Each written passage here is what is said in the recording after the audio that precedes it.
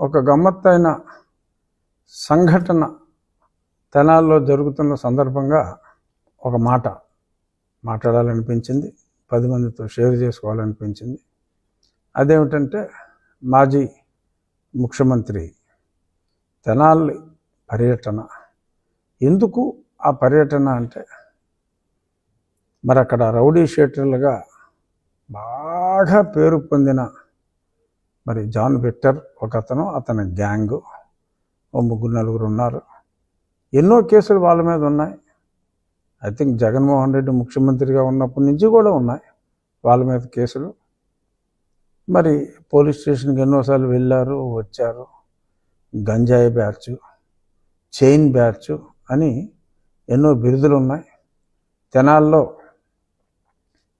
ఎంతో పేరు ప్రసిద్ధిగాంచిన ముఠా, గంజాయి ముఠా వాళ్ళని చెప్పి విశిష్టమైన ప్రాధాన్యత సంతరించుకున్న ఆ రౌడీల్ని ఒక హెడ్ కానిస్టేబుల్ మీదే, ఒక బీసీ హెడ్ కానిస్టేబుల్ మీద హత్య ప్రయత్నం చేశారు.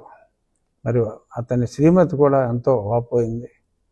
ఆ అమ్మాయి దళిత సామాజిక వర్గానికి చెందిన అమ్మాయి, వారు ప్రేమ వివాహం చేసుకున్నారని పేపర్లో చదివా. మరి ఒక కానిస్టేబుల్ మీదే, హెడ్ కానిస్టేబుల్ మీదే ఈ బ్యాచ్, గంజాయి బ్యాచ్ దురాఘాతం చేస్తే మరి పబ్లిక్లో కూడా ఒక అవేర్నెస్ రావాలి. ఏదో చాటున వాళ్ళని దండించిన, అలా అలా జైలుకి వెళ్ళటం రావటం ఒక అలవాటుగా మారిపోయిన ఆ దుండగులకి ఏ శిక్ష విధించినా తప్పులేదు. మరి పబ్లిక్లో ఓకే, చట్టపరంగా తప్పే. ఇలాంటి చోట్లే చట్టం, న్యాయం, ధర్మం అనేవి కూడా వస్తూ ఉంటాయి. అధర్మం ఏం కాదు, అన్యాయం ఏం కాదు, కానీ డెఫినెట్గా చట్టానికి కాస్త వ్యతిరేకమే పబ్లిక్లో అలాగా చేయటం. మరి ఒక డాక్టర్ని, సుధాకర్ని నడి రోడ్డు మీద కొట్టించిన వ్యక్తి అప్పటి ముఖ్యమంత్రి. మరి సుబ్రహ్మణ్యాన్ని పార్సిల్ చేసిన వ్యక్తిని మద్దతు ఇచ్చిన వ్యక్తి అప్పటి ముఖ్యమంత్రి. ఇలా ఎన్నో ఉన్నాయి. చాలామంది కూడా మాట్లాడినట్టున్నారు. ఆ విషయాలకి నేను వెళ్ళను. కానీ ఈరోజు మరి అతనికి మద్దతు తెలియజేయటం కోసం మరి ఒక మాజీ ముఖ్యమంత్రి హోదాలో పనిచేసిన వ్యక్తి, అతని గత చరిత్ర చూసుకుంటే, ఆ మాజీ, ఇక్కడ నేను చెప్పేది గంజా బ్యాచ్ గురించి కాదు, మాజీ ముఖ్యమంత్రి గత చరిత్ర చూస్తే, మరి అప్పట్లో ఎంపీగా అదే పార్టీలో ఉన్న నన్ను 4 మంచి వ్యాఖ్యలు చెప్పినందుకు, అంటే సలహా, ఇప్పుడు క్రిటిసిజం ఎప్పుడూ స్ట్రాంగ్గానే ఉంటుంది, పొగడ్తలో మరి బాధ అనిపించవచ్చు. మరి అప్పుడు నేను జరుగుతున్న తప్పుల్ని వివరించవలసిన పరిస్థితి వచ్చినప్పుడు మరి తప్పుల్ని ఎత్తి చూపడం జరిగింది.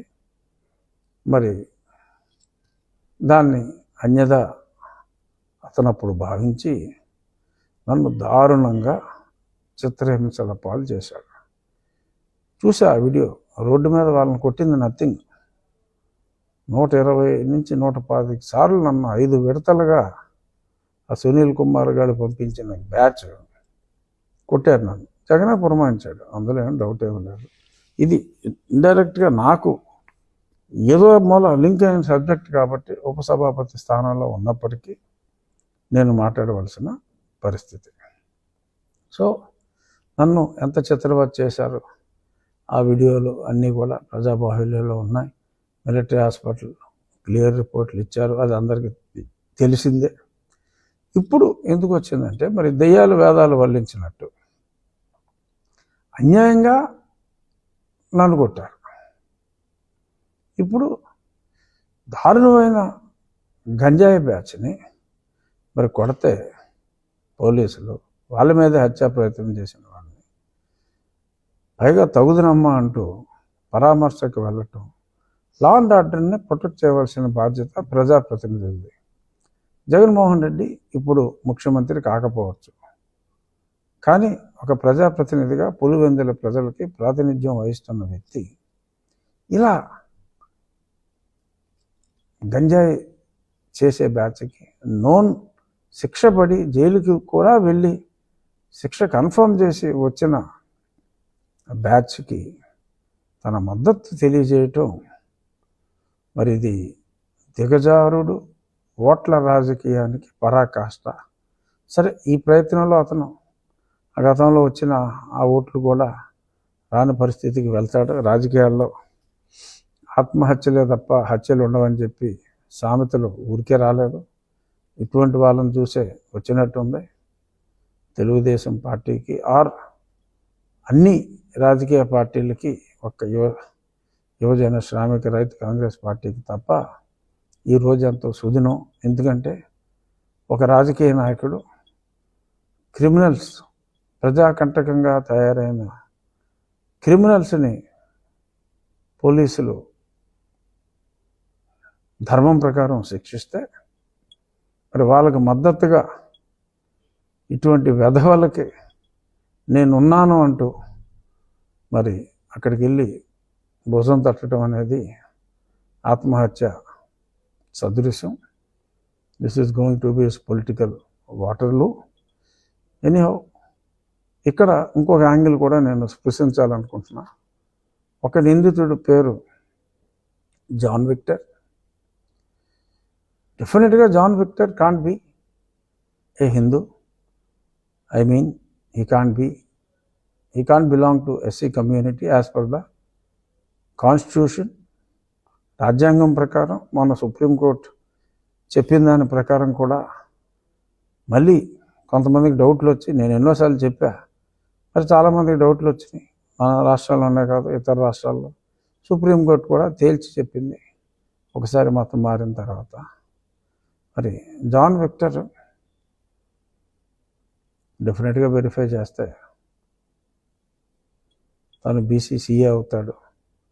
మరి దళితుడని చెప్పి మళ్ళీ రెచ్చగొట్టడం, ఇవన్నీ కూడా దిగజారుడు రాజకీయాలకి పరాకాష్ట. ఇక్కడ నేను గతంలో మాట్లాడిన అంశం ఈ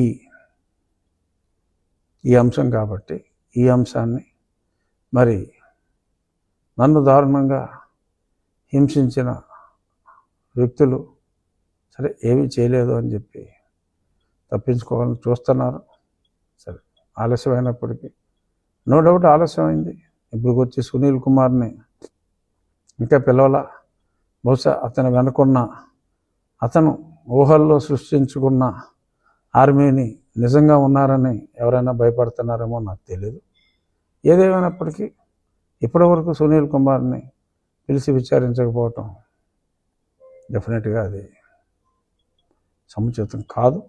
బట్ ఎనీహౌ, చట్టం పరిధి ఎక్కువ, ఆలస్యమైనప్పటికీ న్యాయం జరుగుతుందనే విశ్వాసం నాకు ఉంది.